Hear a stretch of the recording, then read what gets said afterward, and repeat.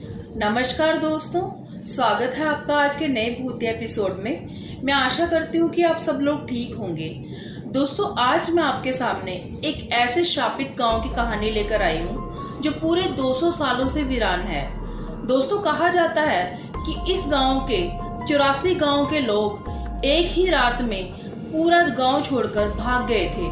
दोस्तों, इसके पीछे की क्या कहानी है, इसके बारे में आज मैं आपको इस वीडियो में विस्तार से बताऊंगी। तो चलिए आज की कहानी शुरू करते हैं। दोस्तों, इस गांव को कुलथरा गांव के नाम से जाना जाता है और ये गांव राजस्थान के जैसलमेर में स्थित है।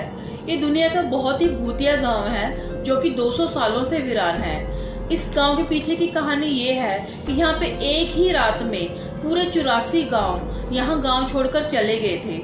दोस्तों, इस गांव में पालीवाल ब्राह्मण रहा करते थे जो बहुत ही विद्वान ब्राह्मण हुआ करते थे और वो बहुत ही अमीर हुआ करते थे। उनके पास काफी आधुनिक तकनीकें भी थी। तो इसके पीछे की कहानी ये है कि एक दिन वहाँ राज्य का एक दीवान था जिसका नाम सालम सिंह था। उसको गांव की एक लड़की से प्यार हो गया और वो उसको देखते ही उस पर मोहित हो गया। दोस्तों, सबसे पहले उसने वहां पर जाकर उससे बात की। उसने उससे कहा कि मैं तुमसे विवाह करना चाहता हूँ, परंतु जो गांव की बेटी थी उसने बिल्कुल मना कर दिया। उसने कहा कि मैं विवाह अपने माता पिता की मर्जी से ही करवाऊंगी, वो जहाँ मेरा विवाह करेंगे मैं वहीं विवाह करूंगी।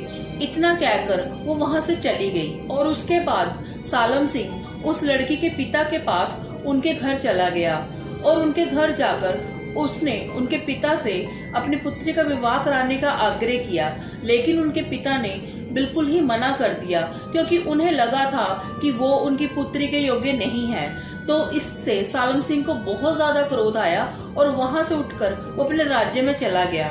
दोस्तों, जैसे ही वो अपने राज्य में गया और वहां जाकर उसने एक खत लिखकर गांव में भेजा और उस खत में लिखा था कि अगली पूर्णिमा तक अगर तुम लोगों ने इस अपनी बेटी को मेरे पास नहीं भेजा तो मैं पूरे गांव पे आक्रमण कर दूंगा और आपकी बेटी को वहां से ले जाऊंगा।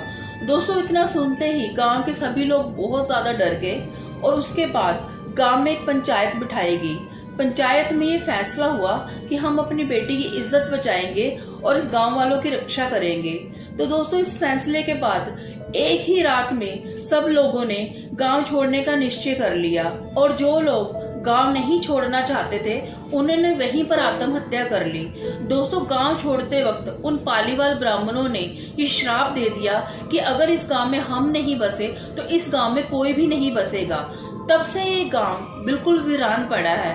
दोस्तों, आज ये एक टूरिस्ट प्लेस बन गया है। लोग दूर दूर से इस गांव को देखने के लिए आते हैं, लेकिन इस गांव में घूमने का समय सिर्फ शाम के 6 बजे तक का ही है। शाम को 6 बजे के बाद इस गांव में बिल्कुल भी एंट्री नहीं है। कहा जाता है कि कई लोग यहाँ पर रिसर्च करने आए और एक बार एक पैरानॉर्मल रिसर्च की टीम यहाँ पर आई और उनमें से किसी एक को ये ऐसा लगा कि किसी ने उसके कंधे पर हाथ लगाया है। दोस्तों, जब वो टीम वापस जाने लगी तो उन्होंने देखा कि उनकी गाड़ी के शीशे के ऊपर बच्चे के हाथों के निशान थे। ये देखकर वो बहुत ज्यादा डर गए और बाद में उन्होंने मीडिया में आकर ये सारी बातें बताई और यहाँ पे जो कुछ लोग गए भी थे वो कभी वापस नहीं आए। इसीलिए इस गांव में 6 बजे के बाद कोई भी नहीं जाता। दोस्तों, ये कहानी यहीं तक थी। मैं आशा करती हूँ कि आपको ये कहानी पसंद आई होगी।